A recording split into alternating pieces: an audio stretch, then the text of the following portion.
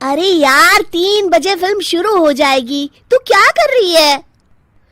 बस मुझे 5 मिनट दे, मैं अभी साड़ी बदल कर आती हूँ। अरे बहू, तू अचानक कहाँ जा रही है? तेरी सास तुझे आवाज दे रही है। अरे छोड़ ना, ये बुढ़िया कभी नहीं सुधरेगी। क्या हुआ माँ जी? मैंने आपको कितनी बार मना किया है कि मुझे जाते हुए टोका मत कीजिए। मैं फिल्म देखने जा रही हूँ। तू अभी चली जाएगी तो मेरे लिए खाना कौन बनाएगा बहू? सुबह से भूखी बैठी हूँ।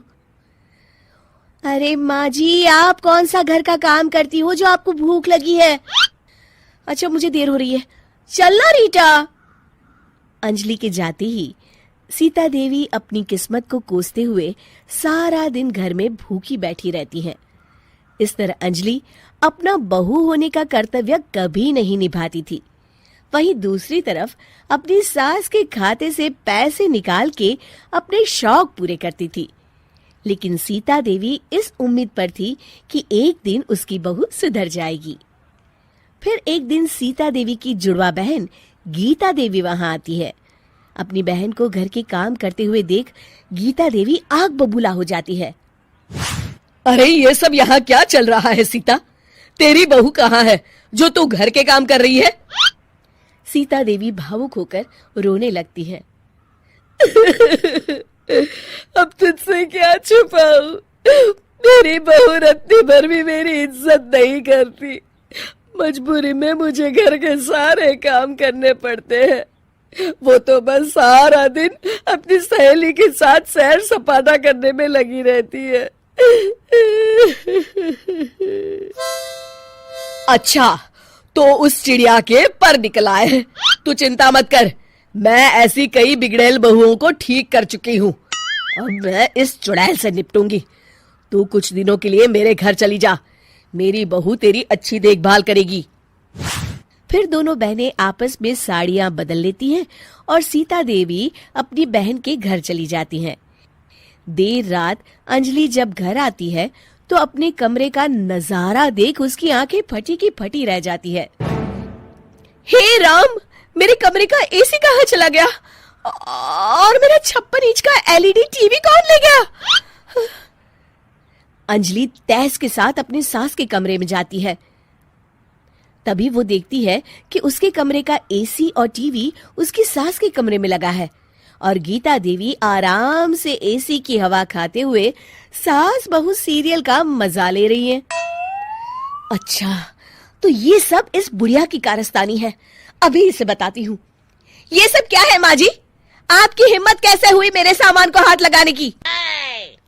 क्यों बहू, ये सारा सामान तूने तेरे पिताजी के पैसों से खरीदा है क्या?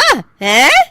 लगता है तू भूल गई कि ये सारा सामान मेरे पैसों से आया है, इसलिए मैं अपनी सारी चीजें अपने कमरे में उठा लाई। तुझे कोई एतराज है? चल जा यहाँ से, सीरियल का मजा किरकिरा मत कर। गीता की बातों का कोई जवाब नहीं बनता देख अंजलि अपने दांत पीस कर रह जाती है। अगले दिन रीटा और अंजलि शॉपिंग पे जाने की तैयारी करती हैं। अंजलि जैसे ही अपनी स्कूटी पर बैठती है तभी गीता देवी स्कूटी की चाबी निकाल लेती हैं। अरे, ये स्कूटी कहाँ लिए जा रही है? ये भी मेरी कमाई की है। माँ जी, ये तो आप हाथ कर रही हैं। मैं बाहर पैदल जाऊंगी क्या? हाँ, पैदल जा। वैसे भी तुझे घूमने का शौक है, मुझे नहीं। देखिए माँ जी, इस तरह मेरी सहेली के सामने मेरी बेइज्जती करके आप ठीक नहीं कर रही हैं।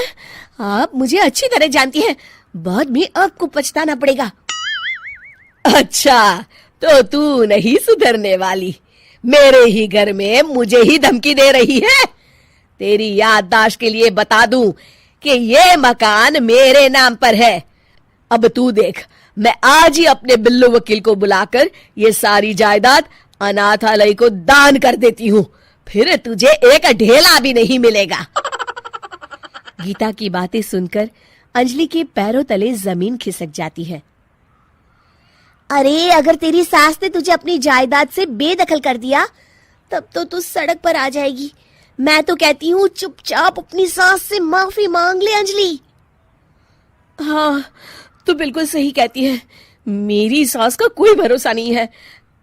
अरे नहीं नहीं माँ जी, ऐसा गजब मत करिए। आज के बाद मैं आपको कोई तकलीफ नहीं दूंगी और घर के सारे काम ना मैं ही कर लूंगी। मैं आपको एक अच्छी बहू बनकर दिखाऊंगी। कुछ दिनों के बाद, ये लीजिए माँ जी, आराम से गाजर का हलवा खाइए। खुशबू तो बहुत अच्छी है। हाँ माँ जी, वैसे मैंने सब काम कर लिया है, तो मैं आपके पैर दबा दूं? आप आराम से हलवा खाइए। इस तरह गीता देवी अंजलि को सही रास्ते पर ले आती हैं और सीता देवी वापस अपने घर में आकर रहने लगती हैं।